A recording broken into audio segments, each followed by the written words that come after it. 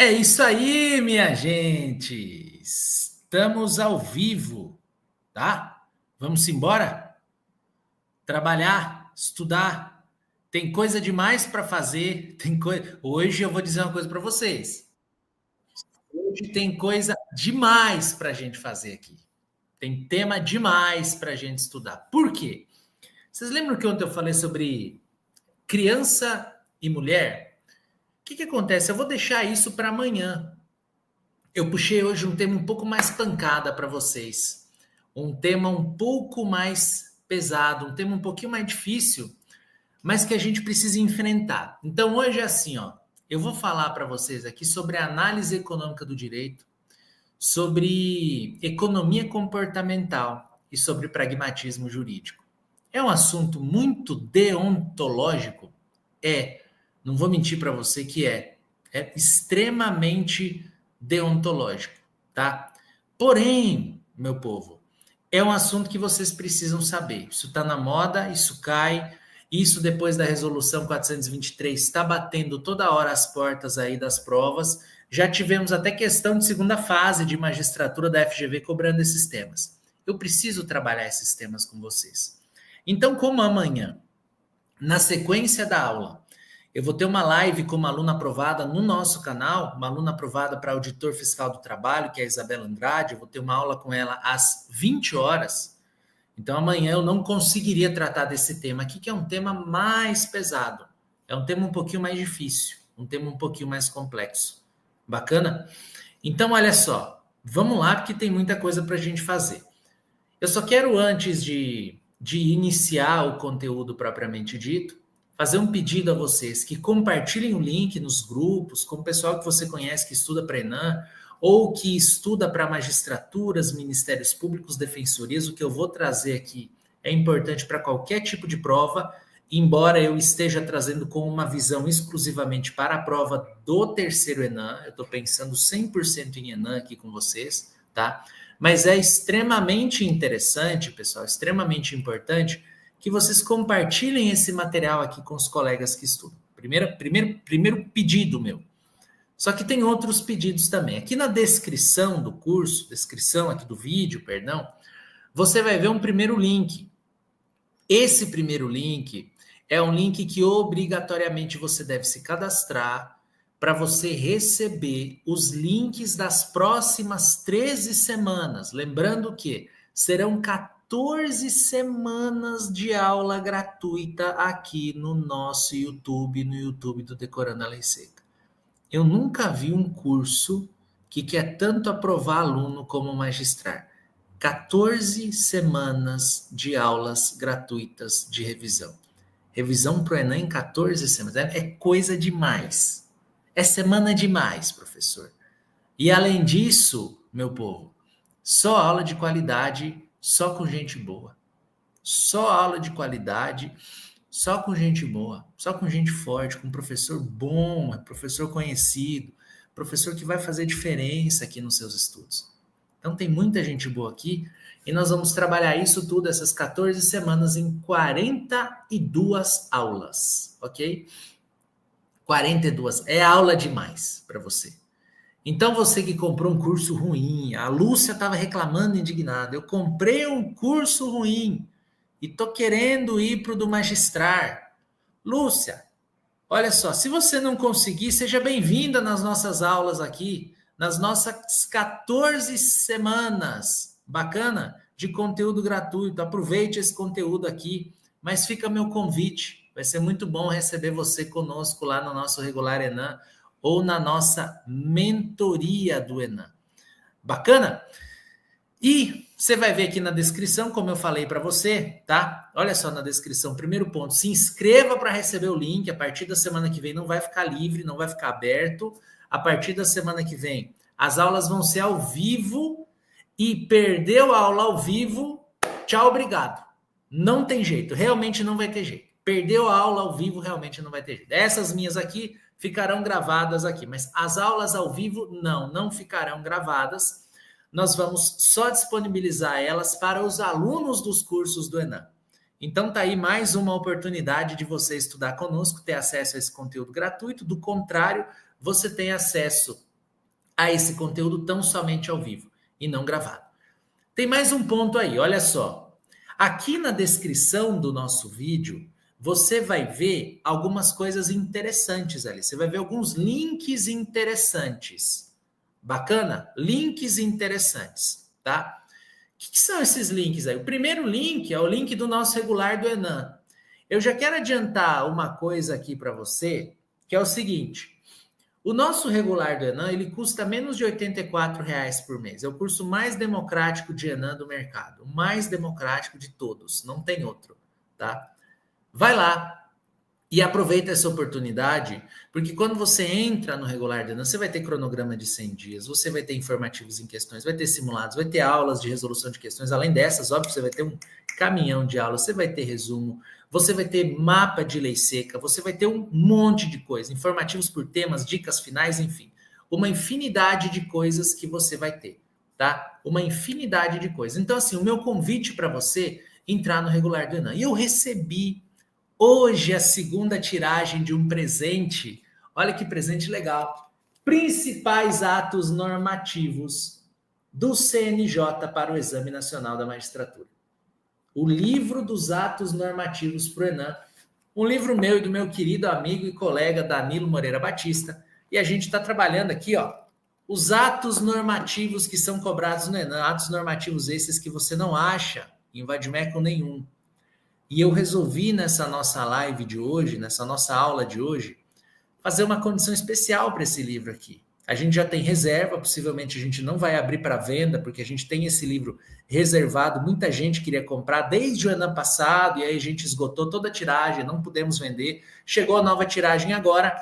As 5 primeiras pessoas que entrarem no regular do Enan, o link é esse que eu falei para você, clicou nele, entrou, tá? 12 parcelas de 83, as 5 primeiras pessoas que entrarem no regular do Enan ganharão, olha só, ganharão esse livro aqui, tá? Vai ser despachado para você sem frete, sem nada, vai chegar na sua casa. As 5 primeiras pessoas é o presente que eu tenho para vocês hoje aqui, que estão assistindo a nossa aula ao vivo. Legal? Possivelmente esse livro aqui não entra para comercialização.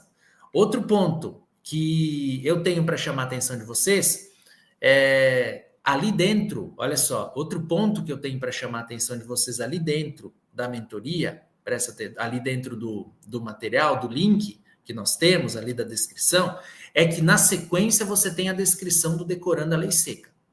Bacana? Na sequência você tem a descrição do Decorando a Lei Seca. O que você vai ter ali na descrição do Decorando a Lei Seca? Ali, você vai ter o reta final, olha só, você vai ter o reta final do Enan, do Decorando a Lei Seca. Bacana? Você vai ter o reta final do Enan, do Decorando a Lei Seca. Legal? Então, você vai ter o acesso ao reta final do Enan, do Decorando a Lei Seca, também R$ 49,00 por mês. Mapas de lei seca para você estudar. Legal? Importantíssimo isso aí. Direcionamento de lei seca. Questões de lei seca. Bacana. Você vai ter um volume enorme de materiais. Pessoal que fez as matrículas antes, olha só, prestem atenção. Vira e mexe, a gente tem condições promocionais aqui. E tem uma que está válida, inclusive, para todo mundo que entrar no Decorando a Lei Seca e no Magistrar, no regular do Enan do Magistrar e no do Decorando a Lei Seca, no reta final do Decorando a Lei Seca, vai ter acesso vitalício às 2 plataformas. Ah, mas eu entrei no curso antes, eu já sou aluno, eu já quero brinde. Galera, somando o magistrário Decorando a Lei Seca, nós temos 42 mil pessoas que estudam com a gente. 42 mil pessoas, esse é o nosso número.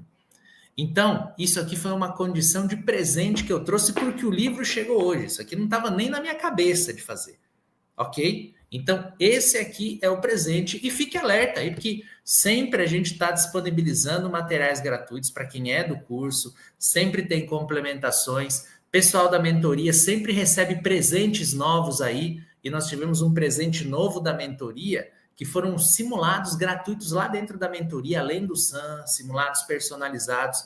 Então, a gente sempre tem alguma coisa especial ali para vocês, até para além do contrato, né? Que é o que a gente chama aqui, que eu gosto de chamar, que eu gosto de fazer aqui no Magistrar, que é o over delivery. o nosso aluno merece receber mais do que aquilo que ele efetivamente paga, e a gente faz isso pensando na aprovação de vocês. Então, isso aqui, vocês que estão na mentoria, que estão ganhando presente toda hora aí, vocês que são do extensivo, que ganharam também cronograma do Enem, mapa de lei seca, olha só, vocês param com isso, gente. Deixa o pessoal ganhar o livro aqui, são só 5 livros, entendeu? Só 5. E aí a gente vai ter mais novidade na mentoria, ainda mais presente ainda, que são as correções de segunda fase pela IA, que a gente está trabalhando, também vai entrar dentro da mentoria sem custo. Quem está com a gente aqui sabe que tem presente toda hora. A Lili até está falando aqui. A Lúcia está falando, sorteia esse aqui. Sorteia esse aqui. Vamos ver no final da aula se a gente viabiliza um sorteio para quem permanecer aqui. Vamos ver se a gente consegue fazer isso. Mas olha só, tem mais um link ali. Tem um primeiro link, que é o link para você se inscrever e receber a nossa revisão, tá? Semanal. Tem um outro link que é para você se inscrever no regular Enem. Tem o terceiro link que é para você se inscrever no reta final do Enem do Decorando a Lei Seca. Se inscrever nos dois, ganha o curso completo, bacana, ganha o curso completo e vitalício dos dois lados. Tem um quarto link ali na descrição, que é o link da mentoria do Magistrar. Se você quiser participar do processo seletivo, se inscreva, preencha lá os seus dados, que a gente vai entrar em contato com você. E no final tem mais um link, que é o do material da aula de hoje. Esse aqui você não pode deixar passar de jeito nenhum. Esse material você pode imprimir, você pode baixar, você pode divulgar para quem você quiser. Eu não fico sonegando material. Façam o que vocês quiserem. Bacana? Façam o que vocês quiserem. Esse desconto aqui, Rochelle, tá? Esse desconto aqui que a gente tem, essa promoção que a gente tem do livro é só para quem está na live. E se eu sortear, vai ser só para quem está aqui. Beleza? Só para quem está na nossa aula.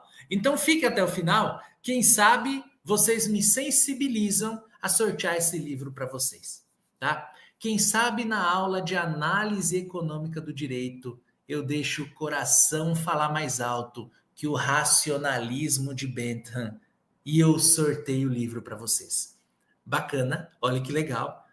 Por que você está falando isso, professor? Porque agora a gente vai entrar no material que vai pegar extremamente pesado com vocês, porque tem muito conteúdo bacana, tá? Muito conteúdo bacana. Vamos embora estudar? Tá, nas próximas semanas também vai ter material disponível, tá, Ana? Vai ficar disponível para vocês.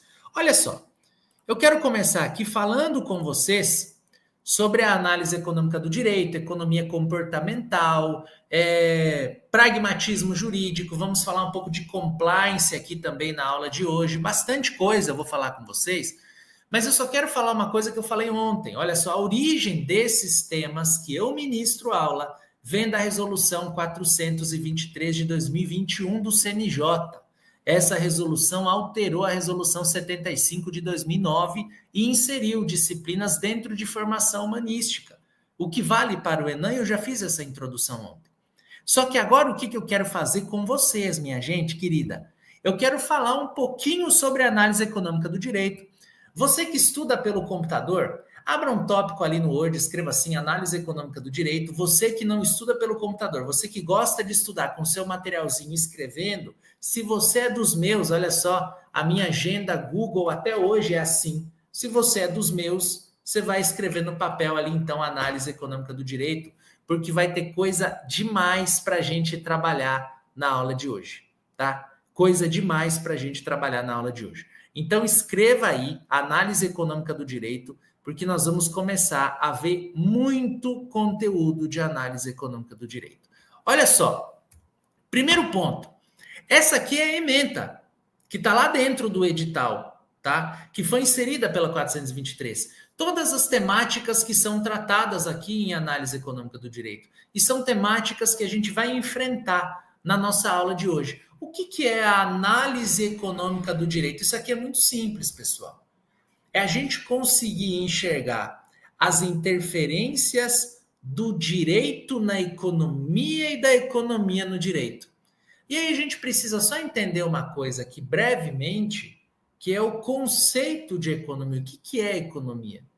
Economia é a ciência que estuda como a sociedade emprega seus recursos produtivos escassos na produção de bens e serviços e na distribuição desses recursos. Então, por muito tempo, meu povo, o direito foi visto como uma ciência autônoma, por alguns talvez até soberba, que não se misturava com outras ciências. Só que com a evolução da sociedade, como diz Bauman, com a fluidez, com a liquidez dessa nossa modernidade, o direito ele precisou interseccionar com outras ciências. Daí porque nós começamos a estudar, e o CNJ vê isso, inclusive, com muitos bons olhos, nós começamos a estudar a interseccionalidade de ciências com o direito. Direito digital, tecnologia, psicologia e também a economia. Então, o que é propriamente a análise econômica do direito? É eu conseguir enxergar essas interferências econômicas no direito. É basicamente isso. Esse é o conceito de análise econômica do direito. E aqui, eu quero que você já comece anotando um ponto. O conceito é simples, a interseccionalidade das ciências, dos pontos e tópicos de pesquisa dentro de cada ciência, mas a concepção internacional, a concepção tradicional, perdão, ela já começa de uma maneira desafiadora para você. Ela já começa de uma maneira desafiadora, por quê? Porque nós temos uma ideia inicial, preliminar da análise econômica do direito, que é a ideia da concepção da Escola de Chicago. Sabe o que a Escola de Chicago dizia? Ela falava o seguinte, ó, o direito é um instrumento da economia. Se você vê na prova Escola de Chicago, lembra do que eu vou te falar agora. Para a Escola de Chicago, o direito é um mero instrumento nas mãos da economia. Ou seja, o direito precisa servir à economia. Só que essa concepção tradicional da Escola de Chicago não é a concepção que prevalece sobre a análise econômica do direito. Porque a concepção que prevalece é a concepção da complementariedade, da interseccionalidade dessas ciências. Essa é a concepção que prevalece aqui. E dentro dessa lógica de concepção da análise econômica do direito, nós precisamos enxergar que hoje a ideia de análise econômica do direito, ela tem um propósito. O propósito de analisar as consequências econômicas das decisões judiciais em termos de eficiência alocativa. Esse é o propósito. Quando a gente fala de análise econômica do direito, qual é a consequência econômica que essa decisão judicial produzirá na sociedade? Me responda. E aí, eu já quero começar com você trazendo um problema prático, que é o problema da época do Plano Collor II, alta da inflação, perda do valor de compra da moeda, a moeda não valia nada. E o que aconteceu a partir de então? Ações começaram a ser ajuizadas com o objetivo de obter correção pelo IPC e não pela TR a partir de fevereiro de 91, que foi a data do Plano Collor II. Você sabe por que essas ações foram ajuizadas? Porque a TR sempre foi um índice pré-fixado em relação à inflação.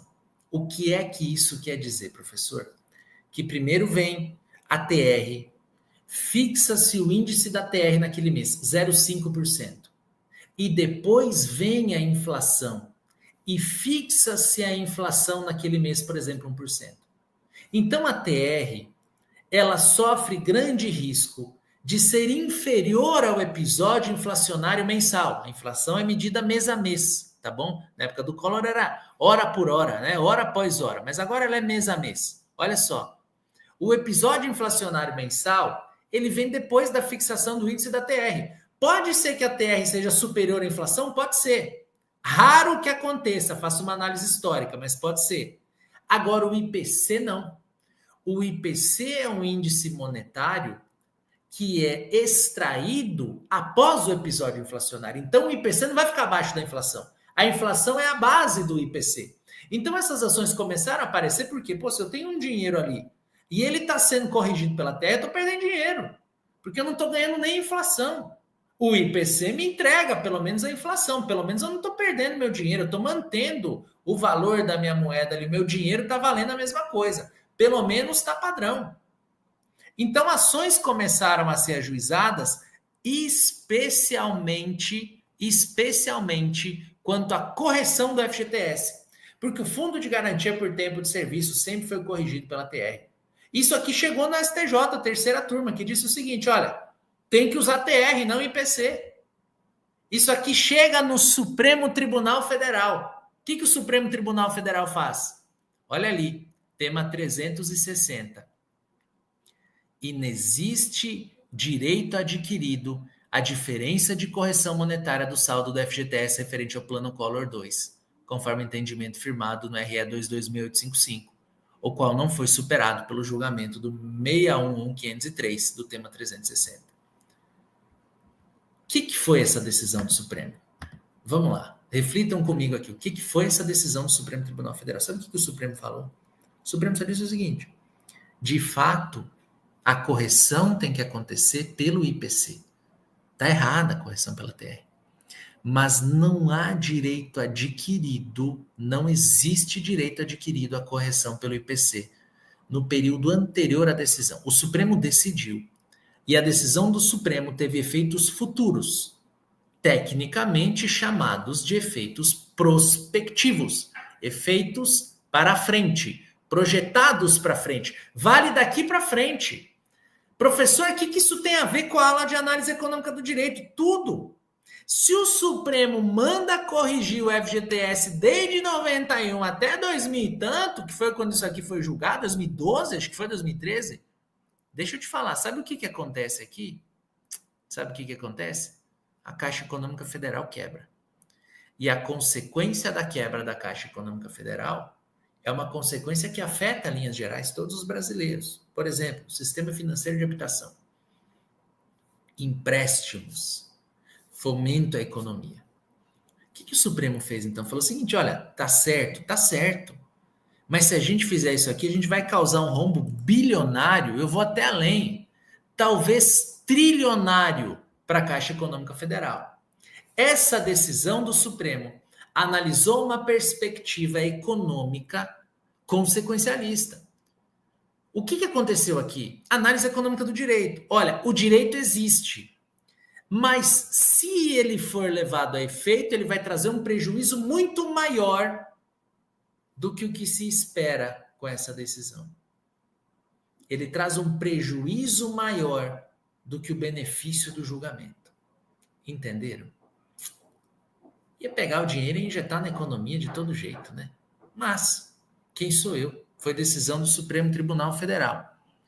E aí, isso aqui é um ponto muito importante de análise econômica do direito que você precisa anotar, que você precisa entender.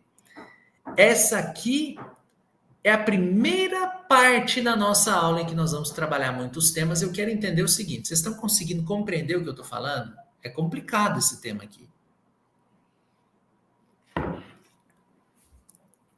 Estão conseguindo captar a mensagem? Captando a mensagem? Vamos lá. Estão? Sim? Tema difícil de trabalhar, né? Mas vamos lá. A gente vai seguir agora porque tem mais coisa para a gente fazer. Vejam só. Eu falei para você sobre consequencialismo. É ou não é? Eu falei para você sobre consequencialismo. E aqui na sequência da minha fala sobre consequencialismo, eu quero trazer para você uma concepção de consequencialismo. Uma concepção de consequencialismo dentro da lógica do Richard Posner. Por quê? Porque o consequencialismo, a gente já vai ver quando a gente falar de pragmatismo, ele é lido em várias óticas, em várias perspectivas. E eu trouxe para você uma primeira que é a econômica. Mas dentro da perspectiva econômica, ele tem vários desdobramentos, tá bom? Dentro da perspectiva econômica, o consequencialismo tem vários desdobramentos. E a gente tem uma visão de consequencialismo que é a visão de Posner, tá? Que diz o seguinte, ó. Essa visão do Posner tem origem no utilitarismo inglês, tá? Então, o consequencialismo para Posner, ele está relacionado a uma ação que promove um bem-estar coletivo. Então, o que o Posner pensa? Olha, consequencialismo para o Posner está ligado ao utilitarismo. O que é utilitarismo? Eu vou resumir o utilitarismo para você. Toda vez que você lê na prova, utilitarismo é por isso. Que é algo que atende à felicidade e os interesses da maioria. Então, para o Posner, quando se fala em consequencialismo, eu posso nem sempre ter uma decisão economicamente viável, mas se ela atender os interesses da maioria, eu estou atendendo o consequencialismo na medida do utilitarismo. Volta ao exemplo da Caixa Econômica Federal. A percepção do Supremo Tribunal Federal não foi consequencialista dentro da visão do Posner. Porque se fosse, o que ele ia falar? Ah, bem-estar coletivo, deixa eu liberar FGTS corrigido para todo mundo vai curtir isso aqui. Utilitarismo. Tá? Só que a percepção do Supremo foi puramente econômica e não consequencialista dentro de uma ótica utilitarista de Posner que repousa em Bentham e Stuart Mill. Ok?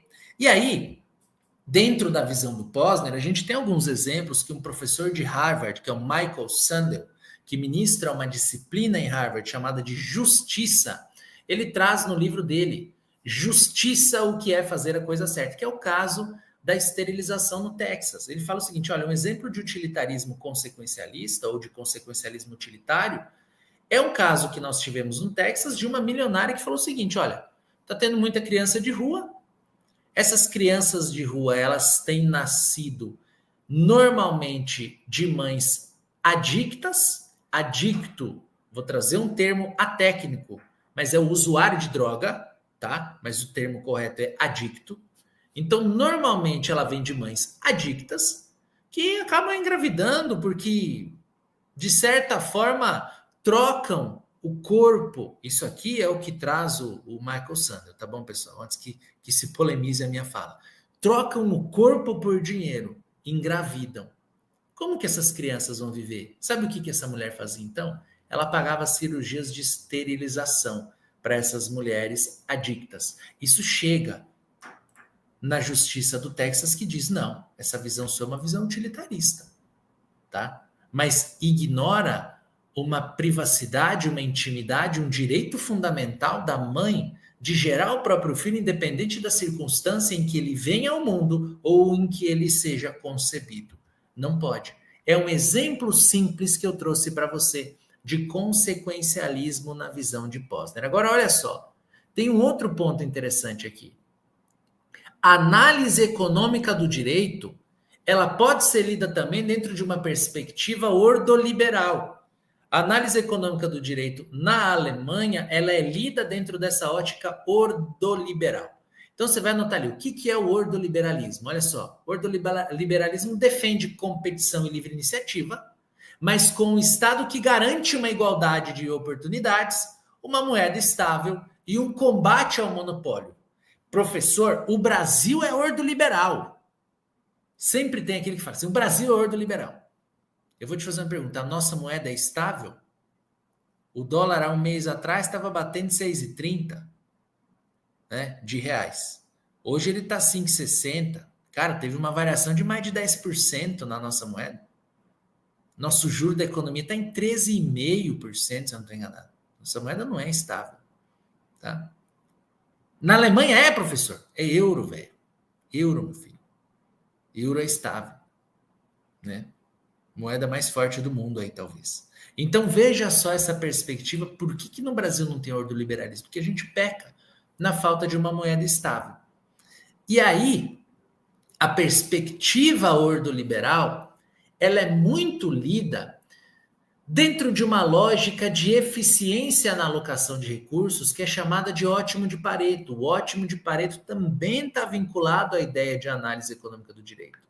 O que o ótimo de Pareto diz? A igualdade de oportunidades pressupõe eficiência na alocação de recursos. Olha só. A igualdade de oportunidades pressupõe eficiência na alocação de recursos. Por exemplo, se eu quero implementar uma política pública que vai oportunizar no futuro igualdade de oportunidades, eu tenho que alocar eficientemente recursos ali. Porque se eu não fizer isso, certamente, se eu alocar os meus recursos de maneira equivocada numa política pública, eu vou ter indivíduos prejudicados, indivíduos não prejudicados. E aí, quando a gente fala de ótimo de Pareto e eficiência alocativa de recursos na ótica da análise econômica do direito, nós temos um exemplo aqui muito bacana, que é o exemplo, veja o que eu vou te falar, que é o exemplo do estado de coisas inconstitucional. O Supremo fez ótimo de Pareto ali, eficiência alocativa de recursos, interviu em uma política pública, porque o tema 698 diz o seguinte, ó, o Supremo ou o Poder Judiciário pode intervir em política pública, mas a primeira medida é traz soluções para mim, Poder Executivo, para a gente resolver esse problema. Se a medida for extrema, eu implemento automaticamente aquela medida. O que o Supremo fez aqui? Dinheiro do Fundo Penitenciário Nacional, vem para cá. Você vai ser usado automaticamente para reformar presídios. Eficiência alocativa de recursos. De modo a, na percepção do Supremo Tribunal Federal, não prejudicar o indivíduo, beneficiando o outro indivíduo. Ok? Essa é a lógica aqui. E aí, na sequência, pessoal, quando a gente fala sobre a análise econômica do direito, nós precisamos entender um pouquinho também, dentro da economia, sobre o que é racionalidade econômica, tá? E o Bentham fala uma coisa bem bacana, ele diz o seguinte, ó, a natureza pôs a humanidade sob o governo de dois senhores soberanos, a dor e o prazer. Cabe apenas a eles indicarem o que deveríamos fazer. E aqui é tão interessante isso aqui, porque isso aqui, o Bentham, ele era concurseiro, eu tenho certeza absoluta. Quando ele desenhou toda essa teoria, ele era concurseiro. Eu tenho certeza que ele era concurseiro. O Bentham era concurseiro. E além de ser concurseiro, ele contribuiu, a gente tem que agradecer ele, né? Ele contribuiu com uma tese difícil que existe para cair em concurso, que a gente tem que aprender obrigatoriamente. Por que eu digo que o Bentham era concurseiro? Porque quando a gente fala de racionalidade econômica, nós falamos do estudo para concurso, minha gente. E o estudo para concurso é o seguinte, você tem duas opções na vida. A dor ou o prazer? Racionalidade econômica é isso. Às vezes a pessoa escolhe o prazer, porque ela tem ignorância nos benefícios futuros que a dor pode trazer para ela. Eu tenho um amigo, grande amigo, Sabiá, meu colega de estudo para concurso, na época que eu era concurseiro, que ele tinha um primo que era muito festeiro. Adorava sair para festa, beber, aproveitar. E o primo dele tinha a mesma idade dele. Ele tem a mesma idade minha também, 35 anos ali. E essa época que a gente estudava, a gente tinha 22, né? Imagina, 13 anos atrás. E o primo dele só queria saber de festa. Arrumou um emprego, ganhava relativamente bem, razoável, né? E gastava todo o dinheiro em farra. E um dia o pai desse amigo meu, o pai do Sabiá, foi dar um conselho para esse primo. E disse o seguinte, meu sobrinho, faça como ele, meu amigo Gleiger, né? O pai dele disse, ó, faça como ele. Está ali na primeira metade da vida dele, se dedicando, trabalhando, estudando, para ele poder curtir, aproveitar a segunda parte da vida dele com a família dele. E aí o sobrinho dele disse o seguinte, olha a sabedoria desse sobrinho dele, a sabedoria desse jovem. Ele disse o seguinte, tio, o Gleiger não está errado, mas eu também não estou. Ele decidiu se lascar na primeira parte da vida para aproveitar a segunda. Eu só fiz o contrário. Eu decidi aproveitar a primeira parte da minha vida para me lascar na segunda. Tá tudo certo, tio. Então isso aqui, meu povo, é Bentham. Eu tenho certeza que o famigerado sobrinho do pai do Sabiá, o primo do meu amigo Gleiger Sabiá, eu tenho certeza absoluta que ele lia Bentham escondido para ele sair com uma dessa aqui, tá? Por quê? Porque ele entendia que a racionalidade econômica colocava a pessoa em duas frentes, em dois caminhos, o da dor e o do prazer. E aí a pessoa tinha que escolher qual era o caminho. E o Bentham diz, sabe o quê? Ele fala o seguinte, olha só, o que o Bentham fala? A racionalidade, ela está ligada ao critério de utilidade, tá? O que isso quer dizer? A utilidade seria o meio para a satisfação, ou seja, se é útil, me satisfaz, tá? Se é útil, me satisfaz. O que o Bentham fala? Olha, presta atenção no que você vai fazer, tá? Presta atenção no que você vai fazer. Se é útil, te satisfaz, ok. mas isso gera um prazer imediato para uma dor futura? E outra ideia de racionalidade econômica também que o Michael Sandel traz lá no livro dele de Justiça, o que é fazer a coisa certa, é casos de falta de solidariedade em furacões norte-americanos. Ou seja, eu tenho uma população sofrendo por falta de água e eu tenho vendedores de água cobrando 20 vezes mais um galão de água. Por quê? Porque eles sabem que haverá uma necessidade imediata, uma necessidade de prazer imediato, uma necessidade fisiológica, como diz Abraham Maslow, uma necessidade básica, que é de tomar água. Aumenta o preço, certo? Isso aqui vem de racionalidade econômica e a gente tem também a ideia de Oslo de racionalidade em grupo ou racionalidade coletiva, que busca a satisfação dos interesses de um grupo, tá? De pessoas, de uma categoria de pessoas, ok? E aí, o John Rawls, que escreve muito sobre teoria de justiça, ele critica a ideia de racionalidade, tá?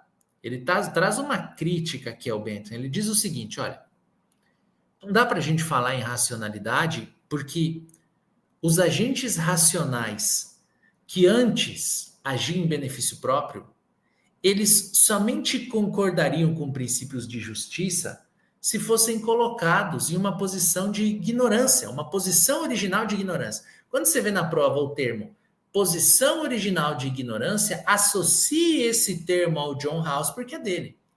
Então ele critica a racionalidade econômica porque ele fala o seguinte, ó, o cara que agia racionalmente em benefício próprio, ele nunca vai concordar com preceitos de justiça, porque nunca a justiça vai acontecer para ele, sempre a justiça para ele está dentro da racionalidade dele, que é o atendimento a benefício próprio, só isso. Essa é a justiça para ele. Agora, se eu colocar ele em uma posição de ignorância, tal como se eu tivesse apagado a memória dele, se eu tivesse apagado a mente dele, aí sim ele concordaria com vetores de justiça.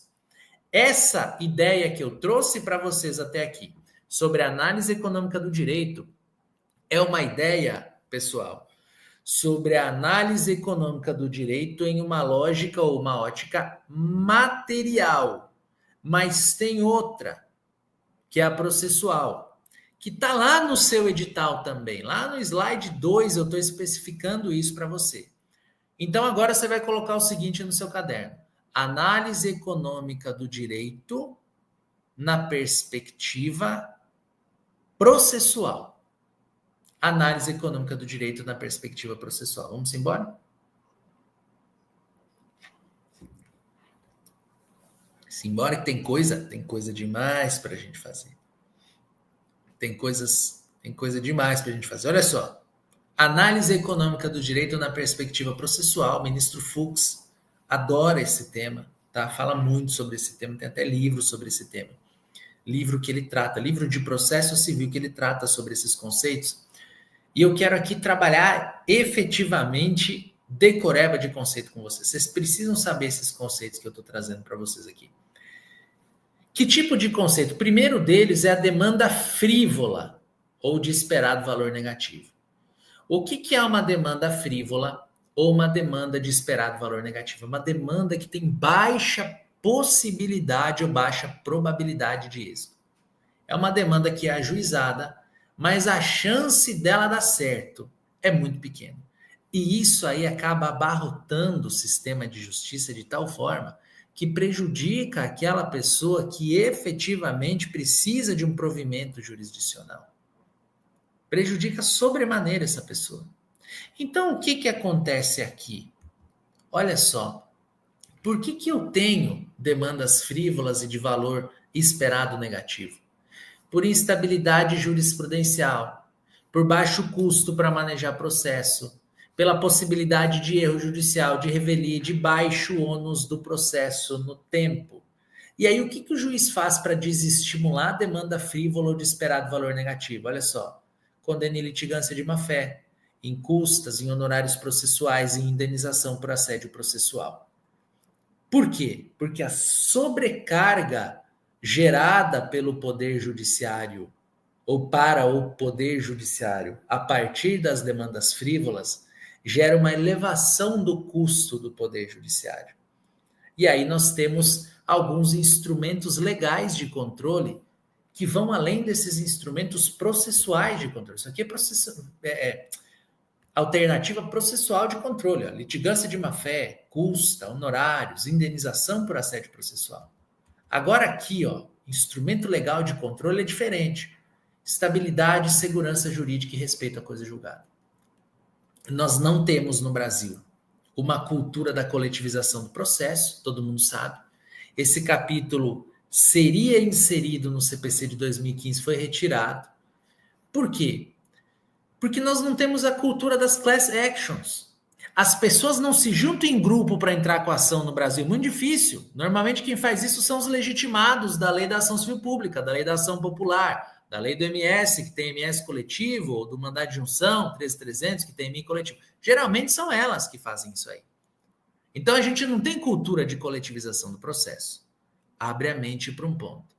Aqui o legislador foi muito sagaz. Ele disse o seguinte: já que a gente não tem cultura, se a gente colocar isso aqui na lei, não vai ter efeito nenhum. Vamos virar a lógica disso aqui e dizer o seguinte: a cultura vai ser imposta de cima.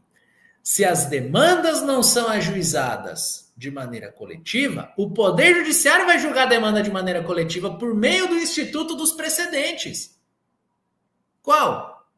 Qual é o Instituto de Precedentes? IRDR, IAC, incidente de arguição de constitucionalidade. Tudo isso vai trazer um provimento jurisdicional que tem efeito vinculante, que vai produzir efeitos ó, daqui para baixo, ó, com força. Ó, todo mundo vai ter que seguir esse precedente. Goste ou não goste, juiz, todo mundo vai ter que seguir esse precedente. Juiz de primeiro grau. Todo mundo tem que seguir, tá? Todo mundo tem que seguir um precedente que vem de cima. Então, isso é muito bacana nessa lógica que a gente tem de análise econômica do direito, porque quando você olha o seu edital do ENAM, quando você olha 423, você vai ver que eles botam lá assim, ó, precedentes dentro de formação humanística. Por que que o edital faz isso? Porque ele quer que você entenda a lógica dos precedentes a partir da análise econômica do direito em sua perspectiva processual. Ok? E aí nós temos uma solução, que é uma solução trazida pelo Pacto Republicano de 2009. O Pacto Republicano de 2009 priorizou a ideia de racionalização do Poder Judiciário. Por que Pacto Republicano? Olha só. Juntamos aí, veja só, juntamos aí no Pacto Republicano, juntamos Executivo, Legislativo e Judiciário. Juntamos esses três. A aula de hoje da mentoria, Tayane está falando aí. Foi IAC e RDR. Juntamos os três em prol do Poder Judiciário. O que o Executivo, o que o Legislativo podem fazer pelo Poder Judiciário? Trouxeram alternativas no Pacto Republicano de 2009, dentre elas a de revisão de legislação, com o propósito de simplificar. Obrigatoriamente a gente tinha que simplificar esse processo. Obrigatoriamente a gente tinha que simplificar esse processo. Tá? Simplificar que tipo de processo que a gente deveria aqui? O processo judicial. A gente precisava encontrar alternativas processuais para simplificar essa lógica. A gente precisava fazer isso aqui. A gente fez? Fez. De que forma que a gente fez isso aqui? Me explica, Alexandre. Inserindo ferramentas dentro do CPC de 2015 que levaram a efeito as necessidades geradas, sugeridas, trabalhadas dentro do Pacto Republicano de 2009. E a evolução legislativa que a gente vive, pessoal, ela vai muito além, tão somente, muito além, tão somente a lei do CPC. A LINDB tem lá no artigo 20 que nas esferas administrativa, controladora e judicial não se decidirá com base em valores jurídicos abstratos sem que sejam consideradas as consequências práticas da decisão. Ou seja, até na LINDB vislumbra-se uma possibilidade de avaliação de consequência prática da decisão para que isso não gere um efeito em cascata negativo, para que isso não replique um problema, para que isso não gere uma multiplicidade de procedimentos em esfera administrativa. Olha que interessante. E aí agora nós vamos entrar em pragmatismo jurídico. Bacana? Tá todo mundo entendendo o conteúdo? Tem alguém com dúvida? Dúvidas? E aí? Dúvida, meu povo? Estão com dúvida ou não? Tá pesado o conteúdo?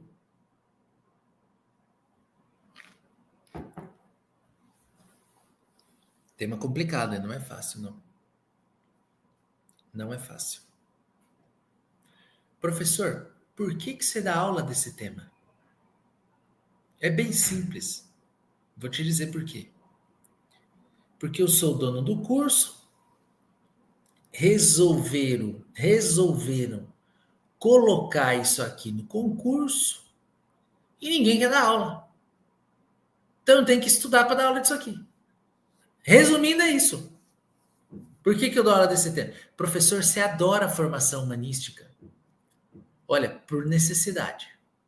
Existe alguém que gosta de formação humanística por necessidade. Eu, tá bom? Eu gosto por necessidade. Eu preciso dar aula desse tema aqui. Se eu não der aula desse tema, ninguém dá aula desse tema no curso. Então tem que resolver. Bacana? E aqui vai ficar gravado para vocês. Vocês podem visitar esse conteúdo depois. Tá? Eu tenho que estudar por necessidade, passar no Enem. Muito bem. Olha só. Muito bem. Bacana. A Adileia diz que ela tem que estudar pela necessidade, né? A Estela diz, é tão difícil que ninguém quer. É mais ou menos isso. É mais ou menos isso aí. Beleza? Me ganhou pela sinceridade. Não vou mentir. Se eu chegar aqui e disser para vocês, olha, eu sou sabe aquele professor que chega para dar aula? O professor, ele é o primeiro. Olha, o professor é a primeira pessoa que incentiva o aluno. Quando ele chega para dar aula, ele tem que incentivar o aluno dele. Né? Ele chega para dar aula, né? O professor chega para dar aula de processo civil. Aula de que hoje, professor? Ação rescisória. Aí o professor fala, esse tema é encantador. Não é. Não adianta. Não adianta. É o seguinte, tem 6 questões disso aqui no Enem, eu tenho que te ajudar a acertar pelo menos 4. Então, eu tenho que estudar para te ajudar a acertar 4 questões do Enem. 4, pelo menos, tá? 4. Aí a gente tem que ir para cima do tema, que não é fácil, tá? Vamos lá? Vamos falar de pragmatismo? Olha só. A Lili disse que ela está se sentindo estranha porque gosta de formação humanística, mas ela não gosta de CPC.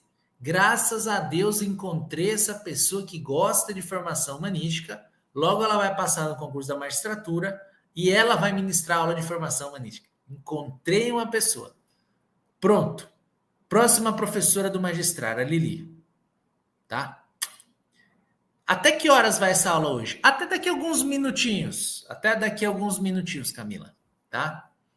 Vamos lá? Eu aqui, olha, é tão bom isso. Isso eu gosto demais. Eu gosto de dar aula para vocês, porque eu gosto de ver os comentários. Eu adoro ver comentário. Tem um aqui da Angélica que ela diz o seguinte: e eu aqui achando que era a única que estava achando difícil. Lendo os comentários, eu fiquei mais calma. Olha, eu acho sensacional isso, né? Tipo, olha, tá complicado demais para mim. Mas como tá complicado para todo mundo, então deixa o negócio ficar complicado. Até o professor tá falando que tá complicado. É isso aí. Vamos embora. Vamos embora. Olha só. Vamos lá, minha gente. Vamos lá. Vamos lá. Questão de tempo, Sandra. Questão de tempo. Pragmatismo jurídico. Vamos falar de pragmatismo jurídico. Olha só. Lá no seu edital tá escrito assim, ó: função judicial e pragmatismo. Antes de eu te falar o que é pragmatismo, eu vou te falar o que é função judicial. O que é função judicial? Olha só. A função judicial, tecnicamente, diz respeito ao exercício da jurisdição em sua acepção clássica. O que é função judicial? Né? É resolver um conflito de interesses dentro de uma pretensão resistida. Dentro de uma perspectiva constitucional, a função judicial é interpretar a Constituição ou interpretar as normas de acordo com a Constituição.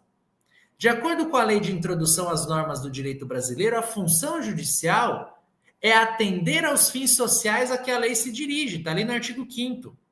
Então, veja só, a gente tem muita coisa aqui que traz conceito de função judicial. O conceito clássico, o conceito constitucional e o conceito sociológico. Sociológico está ali na Lei de Introdução às Normas do Direito Brasileiro. A Ana Rubia, é o mestrado dela em Sociologia pela Federal do Mato Grosso. Federal do Mato Grosso, que tenho grandes amigos ali, o Valério Mazzuoli, que vai ministrar para a gente aqui, e o nosso querido professor do magistrado, André Molina.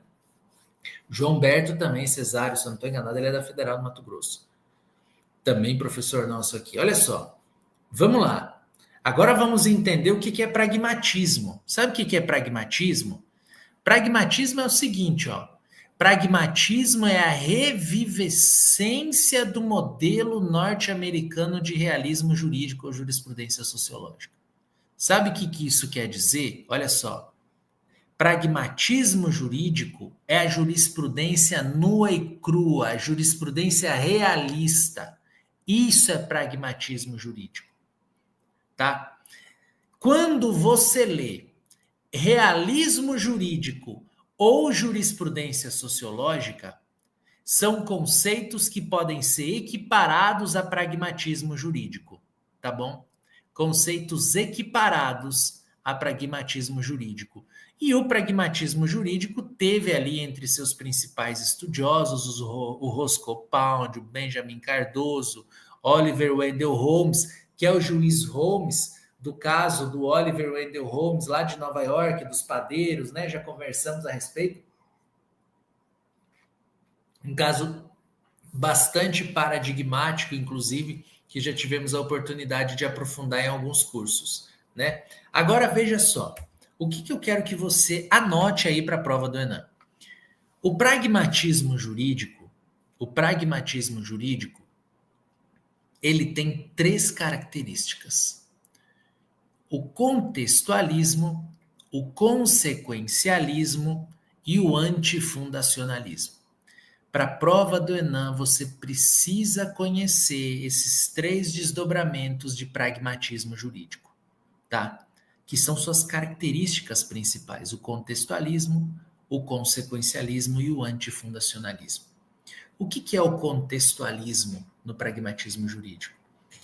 Toda e qualquer posição julgada a partir de conformidade com as necessidades humanas e sociais. Uma decisão pragmática em sua ótica contextualista é uma decisão que leva em consideração os seus efeitos sociais. O artigo 5º da LINDB, quando fala em fins sociais, ele está falando basicamente para você sobre pragmatismo jurídico na perspectiva contextualista. E a gente já teve pronunciamentos judiciais, tanto no TST como no Supremo, garantindo a redução da jornada de trabalho de servidora pública com filho autista ou cuidadora de pessoa com deficiência. Por que nós tivemos essa decisão? Tem previsão legal estrita? Não tem. Na 812 tem uma previsão lá nos artigos 90 e tanto, se eu não estou enganado, 98, mas que ela não traz uma especificidade e isso gerou uma necessidade de interpretação. Isso aqui se estendeu até para a empregada pública, que não é regida pela 812. Então, essa decisão é uma decisão contextualista. Eu tenho outras decisões também que são consequencialistas, que é analisar a consequência da decisão a ser proferida antes da sua prolação.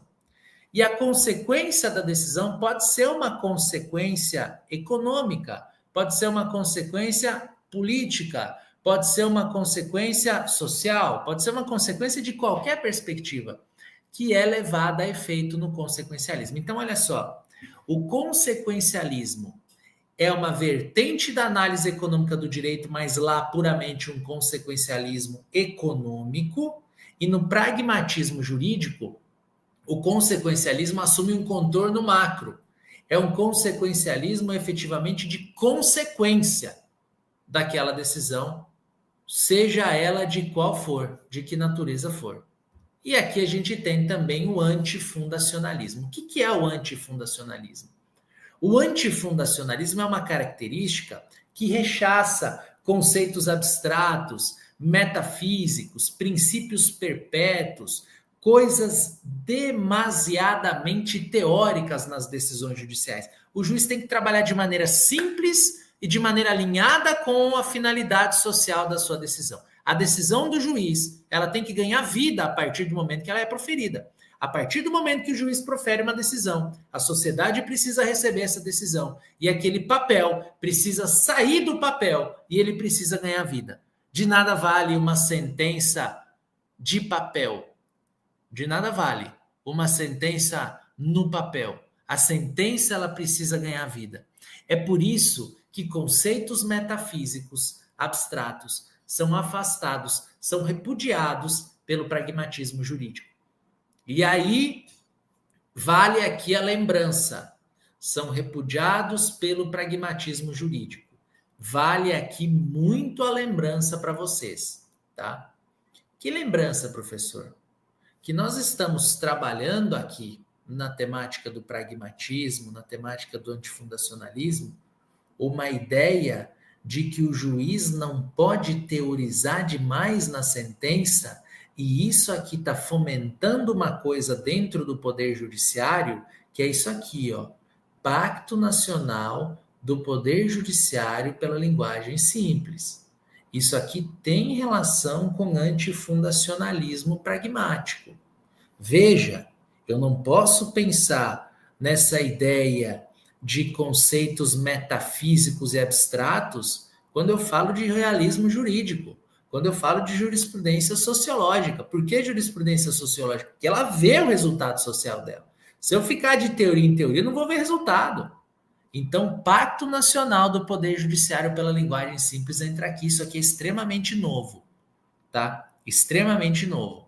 E você tem aqui alguns eixos que você precisa decorar.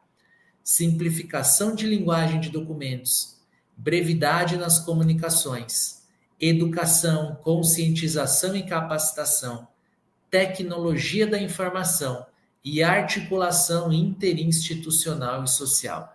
Esses são os eixos, tá? Do Pacto da Formação ou da Informação ou da Comunicação simplificada pelo Poder Judiciário. Bacana? Agora, olha só, vamos voltar aqui em alguns outros pontos relevantes. Eu já vou responder aqui dentro a dúvida da Inayara, ok? Olha só, pragmatismo pelo juiz. O que é o pragmatismo pelo juiz? É o juiz que interfere na realidade social, de modo que a melhor decisão é aquela que melhor se adequa às necessidades humanas e sociais. Se você se deparar com uma pergunta no seguinte sentido: pragmatismo jurídico é ativismo judicial? Você vai responder que não. Porque o pragmatismo é analisar o resultado da decisão e proferir uma decisão fácil de ser cumprida e de ser lida e de ser entendida. O ativismo judicial é o criacionismo judicial. É quando o juiz cria alguma coisa fora dos limites legais e constitucionais. É um juiz proativo, ativista, tá? Proativo, perdão, não. Um juiz ativista, que é um juiz que quer criar coisas, mesmo que ele não tenha atribuição constitucional para tanto. Atribuição essa que é do Poder Legislativo. Esse é o ativismo judicial, tá? E o pragmatismo, ele é completamente contra o ativismo judicial, porque ele propõe uma solução com base em resultados econômicos, sociais, fugindo de conceitos indeterminados e propondo uma análise holística do direito com outros ramos. É isso que o pragmatismo faz, tá? Então, o pragmatismo, ele tem uma visão macro de interdisciplinaridade, especialmente com o resultado sociológico da decisão. E aí, dentro da ótica de um filósofo do direito francês chamado François Hoste, a gente precisa pensar isso aqui e entender um pouco isso aqui também. O pragmatismo do juiz se aproxima da figura do juiz Hércules. Quem que é o juiz Hércules? O juiz Hércules é um juiz ativista? Não. O juiz Hércules é um juiz que profere uma decisão exequível, e que age em prol da execução, da execuibilidade dessa decisão que ele profere. Por que ele é Hércules? Porque ele executa todos os trabalhos necessários para que aquela decisão judicial dele tenha efeito social. E o juiz ativista não. Ele cria especialmente baseado em conceitos indeterminados e conceitos metafísicos abertos. Por isso que a gente tem esse distanciamento aqui. Então, o pragmatismo, ele não é uma coisa que a filosofia do direito do Brasil chama de complexo de MacGyver, tá? Que é uma crítica do Lenny Streck, inclusive. O que é o complexo de MacGyver? Lembra do filme do MacGyver? O MacGyver fazia tudo. O juiz não é um MacGyver. O juiz MacGyver é um juiz ativista. O juiz não é um MacGyver. O juiz tem que analisar a finalidade social da decisão que ele profere. Simples assim. Essa é a função do juiz. Então a gente tem lá no RE 123.7867 do Supremo, por exemplo, a ideia de redução de jornada de trabalho de servidora com filho ou dependente com deficiência. Isso aqui é um pragmatismo contextualista, que ele olha o contexto social para que a decisão seja proferida. E aí teve a pergunta da Inayara, experiencialismo, também conhecido como pragmatismo reformado ou próxima à ideia de empirismo, que é a doutrina filosófica segundo a qual o conhecimento se determina pela experiência. Ou seja, isso aqui é um contraponto ao racionalismo que prega que o conhecimento se faz pela razão. Então, quando a gente olha a ideia de pragmatismo jurídico e de análise econômica do direito, a gente consegue enxergar o seguinte: a análise econômica do direito, ela está muito mais próxima do racionalismo, ou seja, de uma racionalidade muitas vezes austera, como eu mostrei para vocês, e o pragmatismo está muito mais próximo do empirismo, tá? Do pragmatismo reformado, do experiencialismo. As decisões devem ser pautadas nas experiências promovidas pela jurisprudência sociológica, que é a revivescência, inclusive, dessa ideia que nós temos aqui de pragmatismo jurídico. Tá? Então vejam só, é muito conteúdo, é muita coisa. Eu fui além aqui, tá? Eu fui extremamente além para tratar esse tema com vocês. E por isso que eu demorei mais que o usual. Não vou conseguir entrar em economia comportamental. Não vou conseguir entrar em economia comportamental e compliance com vocês hoje aqui. Mas eu estou devendo para vocês economia comportamental, eu estou devendo compliance, eu estou devendo sociologia jurídica, eu estou devendo criança e eu estou devendo mulher. Esses 5 temas eu vou tratar com vocês amanhã, na nossa aula. Dá para esgotar? Dá, tá? Dá para esgotar. Bacana? Dá para esgotar esses temas todos amanhã. Então amanhã, 19 horas, estaremos aqui juntos. Amanhã iniciarei pontualmente 19 horas, para a gente conseguir tratar de todos os temas. Bacana? Porque tem muita coisa que a gente precisa fazer aqui, tá? Tem muita coisa que a gente precisa fazer aqui. Eu vou sortear esse livro agora aqui. Eu vou sortear esse livro. Quem que é o sorteio do livro? Tá? Olha só, vou fazer o sorteio do livro. E aqui eu não tenho como fazer um sorteio por outro critério que não esse que me vem à mente. A gente não tem número de inscrição, não é? Não tem jeito, né? Não temos número de inscrição aqui. Então, o nosso sorteio, ele vai ser um sorteio que eu vou levar em consideração uma coisa que é bem peculiar, mas vai ganhar o livro a melhor resposta a uma pergunta que eu vou fazer agora. Por que você precisa passar no Enem? Por que você precisa passar no Enem? Responde para mim em uma frase.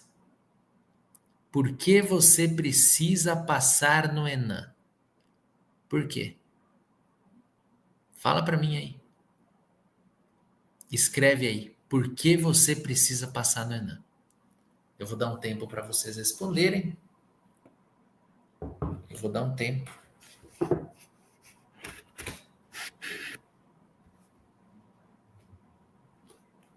Eu vou dar um tempo para vocês responderem.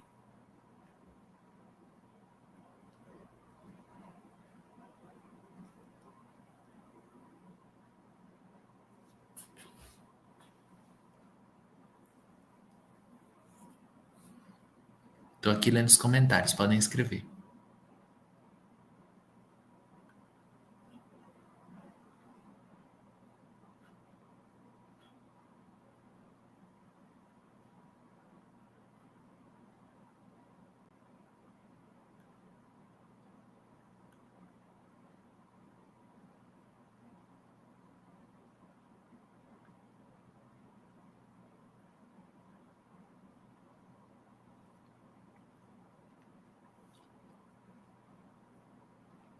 Vamos lá.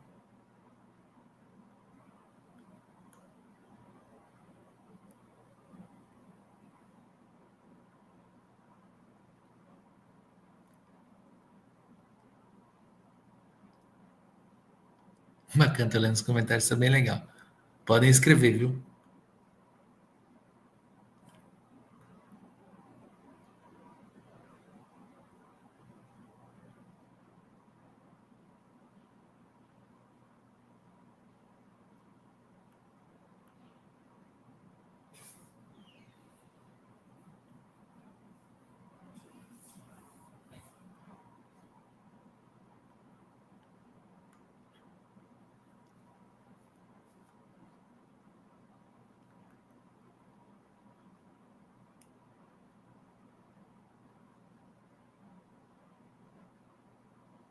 Vamos lá.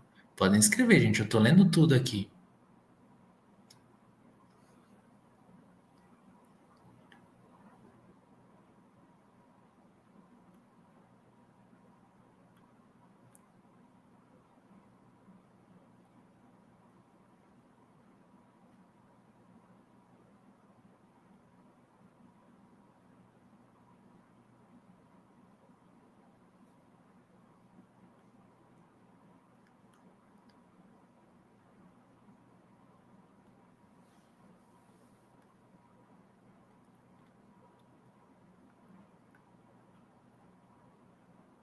Olha, eu vi aqui. Teve uma que me chamou a atenção especialmente. Já vou falar para vocês qual que é. Todos têm um propósito muito nobre, tá, pessoal? Antes disso, antes de falar quem que ganhou aqui, eu quero dizer para vocês que o propósito é muito nobre de ajudar a família, de ser protagonista dos seus planos, de realizar seus sonhos, né? Bastante coisa. Bastante comentário bacana aqui. Mas teve um cara que fez um comentário aqui que esse cara me chamou muito a atenção e eu vou dar o livro para ele. E eu tenho uma testemunha do que eu vou falar aqui agora. Tem um amigo meu na live aqui. Acabei de ver ele, o Ayuki. Fala, Ayuki. Grande amigo meu, irmão da Karine. Olha só a história do Ayuki. O Ayuki passou num concurso de servidor do MPU muito novinho. Acho que estava no início da faculdade, ele passou nesse concurso. E eu estagiei com a irmã dele. Sabia, Ayuki? Você foi um exemplo para mim quando eu estudava para concurso. Você foi um grande exemplo para mim quando eu estudava para concurso. E a sua irmã falava muito de você para mim, a Karine, e depois eu tive a oportunidade de conhecer o Ayuki, e eu tinha amigos em comum com a Ilke, o Marco Túlio, inclusive, que dá aula aqui hoje no Magistrar, o Matheus, enfim. E obrigado por você estar participando da live aí, Ilke. Seja muito bem-vindo, saudade de você. Quando eu for para Palmas, eu vou te avisar para a gente encontrar, tá? Um abraço para a Karine também, tá? Mas o Ayuki, eu botei o comentário dele em evidência, não por conta do livro, não por conta do livro. Mas porque ele vai ser testemunha de uma coisa. Quando eu estudava para concurso, eu passava muita dificuldade financeira. Mas muita, mas não era pouca, não, era muita dificuldade financeira que eu passava. E teve um cara que me tocou com um comentário dele aqui, que ele disse o seguinte: Eu preciso passar no Enem para parar de pedir dinheiro emprestado. Foi de uma sinceridade tão grande. Tipo, tá, eu tenho sonho, tudo, beleza, mas eu preciso passar no Enem para eu virar juiz, para eu parar de pedir dinheiro emprestado.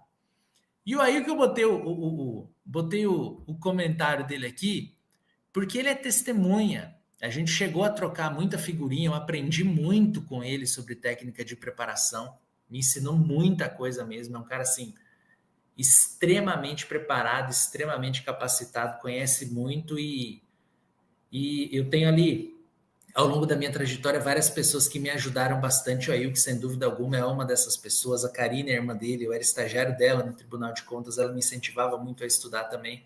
E ele vai lembrar dessa minha história, da minha história de dificuldade financeira. E eu sei como isso é ruim, tá? Eu sei como isso é ruim. E a pessoa que fez esse comentário, olha aí, o Ail que falou aqui, eu lembro de você na biblioteca do MPF. Eu estudava na biblioteca do Ministério Público Federal e talvez vocês não acreditam, não vão acreditar no que eu vou falar para vocês, mas eu ia para a biblioteca do MPF estudar porque eu não tinha ar-condicionado em casa. Ou porque eu não tinha internet em casa. E lá eu conseguia ter. A biblioteca do MPF em Palmas, hoje ela é bem estruturada para receber estudantes ali. Eu lembro que na época que eu ia, pouca gente ia. Eu me escondia no meio das mesas dos livros lá. E religiosamente, todo dia eu chegava lá por volta de 9 da manhã e ficava até 4 da tarde, quando eu conseguia mais tempo de estudo. Do contrário, eu não conseguia ficar tanto tempo. Mas era lá o meu reduto de estudo, tá? E aí eu tô tentando achar o comentário dessa pessoa que falou que tá cansado de pedir dinheiro emprestado. Eu vou mandar um livro para você, chefe. Eu vou mandar um livro para você, tá? Você vai parar de pedir dinheiro emprestado, certo? Vou mandar esse livro aqui para você. Fica tranquilo. Me manda uma mensagem. Me manda uma mensagem lá no direct do Instagram. Pode ser no do Magistrar também. Ó, eu sou a pessoa do comentário, tá? Eu sou a pessoa que não aguenta mais pedir dinheiro emprestado e eu ganhei o livro. Pode falar desse jeito aí, que o pessoal vai saber. Com certeza tem gente do Magistrar assistindo a live aqui. Eu tô tentando achar esse comentário aqui para eu fixar aqui.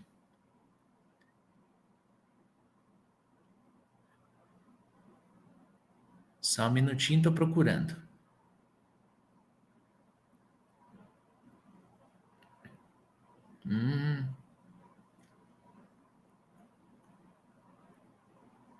Pera aí, meu povo.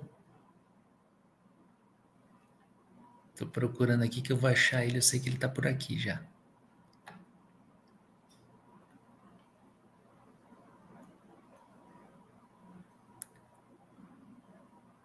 Pode parecer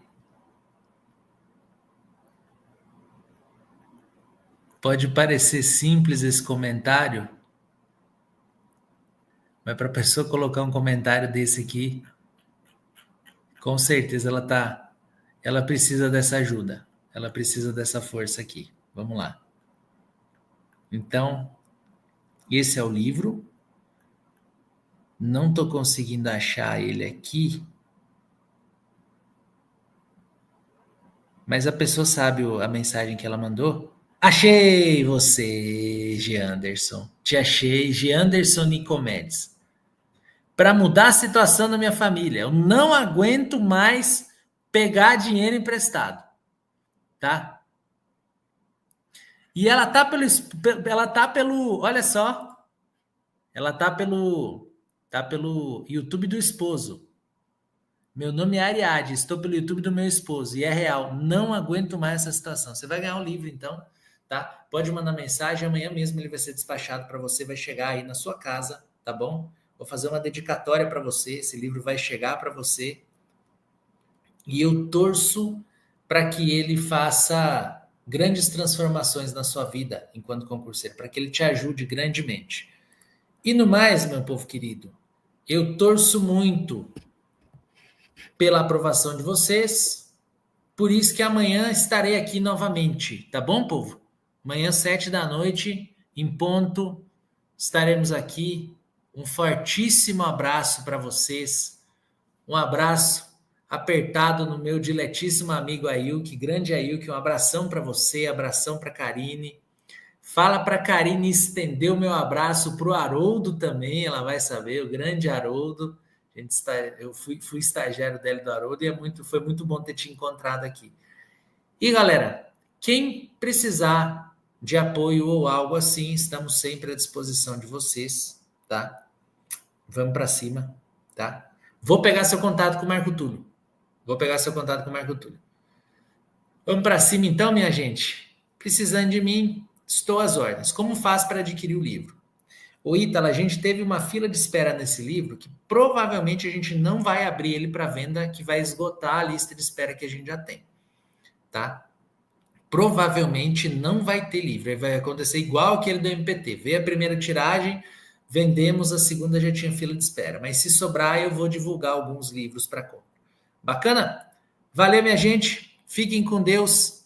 Sucesso para vocês. Amanhã estaremos juntos. Tchau, tchau.